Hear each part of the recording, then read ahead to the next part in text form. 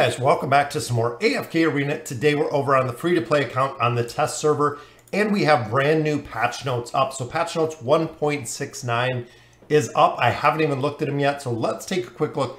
Added the new Graveborn hero Hodgkin, the Revile Captain. So we know that it was going to be a pirate, but it is a Graveborn. Question is going to be, is he going to be a warrior? Which a lot of people are kind of assuming based on the lore and everything else. So it is a new Graveborn, guys. Very cool. So we'll actually be able to see him tomorrow, check out his skills and abilities, and see exactly what he is going to do.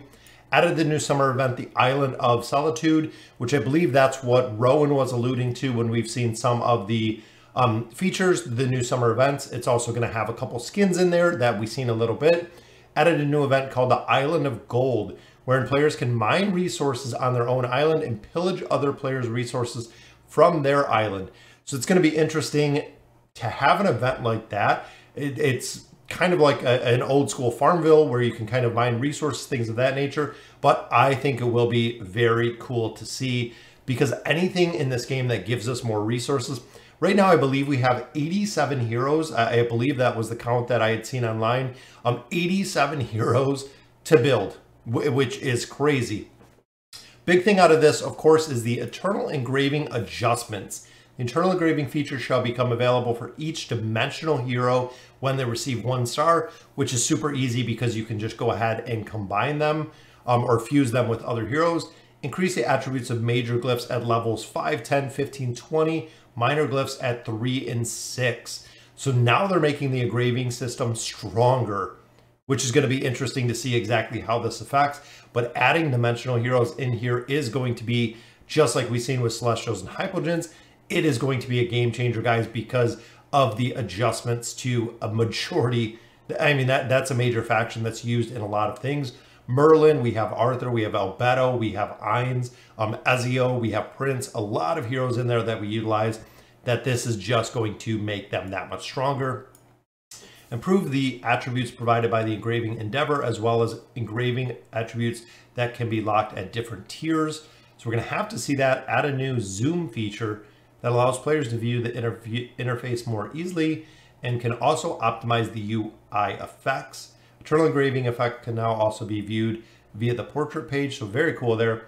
Added the new skin from Mahira, the Mind Cager, called Summer's Desire. We've seen some little snaps of that earlier, so the skin is finally coming. Players can acquire it from the summer event Island of Solitude. So the Mahira skin is going to be free to play. That is what we wanted to make sure, guys. A lot of people said that it was just going to be the Entendre skin that was going to be free to play, but it looks like this can be earned. So it is not exactly free to play. You do have to play to earn it. Once the event has ended, players can purchase Summer's Desire for a discount, which is normal out of the wardrobe store. Added the adventure The Final Night. So we got a new Voyage of Wonder. Added the Sandy Tracks to the Wandering Balloon. So very cool. So got another voyage and a Wandering Balloon there. Added a new chapter to the campaign, chapter 44, The Wondrous Woods. Also have adjusted the difficulty of certain stages in 43. Very cool. Added a new popular formations leaderboard. Not too worried about that. Added a new round to the Misty Valley. Guys, as you know, I love the Misty Valley. It is so cool to go through, especially to get free heroes red chests. You get a lot of elite and rare stones out of there. So this is awesome. Elemental Shard and Elemental Cores are now available as select treasure trove slots. We're going to have to see how many they're giving us. That's really the big thing, is exactly how many that they're going to give us. Added 5 reward slots to the treasure trove. Players can successfully unlock the rewards by completing 32 through 36. So we're going to have to start moving and get through 36 to get those 5. So they actually added probably another row to the Misty Valley to give us more loot, because they're working in the elemental shards and the elemental cores in there. Optimize the experience for multi-team battles. Equipment and artifacts can now be swapped during battle. Very nice. Remember, right now, I think the change, or right now, if you're in the battle and you fight a battle and you win one battle, it locks everything else. So I think now you're going to be able to still switch if you win a battle, which I'm assuming would be the only change they're bringing in there, but that'll be a really big adjustment. Riga Rewards, Champions of Espria, and the Twisted Bounty. Remember, that's from the Noble Society. When the triggered condition is received after the update, players will unlock a new version of all three of them, with the perk level shall no longer persist. Future rewards shall be equivalent to perk level 6. Remember, guys, a while ago, they released these perk levels 1 through 5.